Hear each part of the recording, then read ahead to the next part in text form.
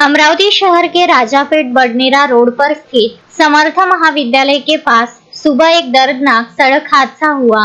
इस दुर्घटना में एक व्यक्ति की घटनास्थल पर ही मृत्यु हो गई, जबकि दूसरा गंभीर रूप से घायल है।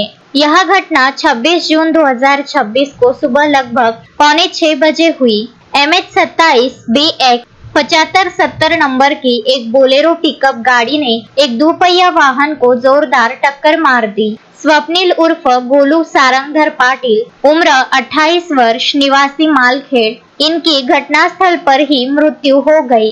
अभिषेक वानखड़े उम्र 24 वर्ष निवासी गोपाल नगर अमरावती, वे गंभीर रूप से घायल है और वर्तमान में इरविन अस्पताल में उनका उपचार चल रहा है। बोलेरो पिकअप चालक निखिल कुशवाह उम्र 19 वर्ष निवासी सातुर्णा DPS रोड क्रांति कॉलोनी अमरावती को पुलिस ने हिरासत में ले लिया है। घटनास्थल पर फॉरेंसिक टीम को बुलाया गया है और पंचनामा की प्रक्रिया शुरू कर दी है। घायलों के बयान दर्ज करने के बाद संबंधित अपराध दर्ज करने की प्रक्रिया जारी है।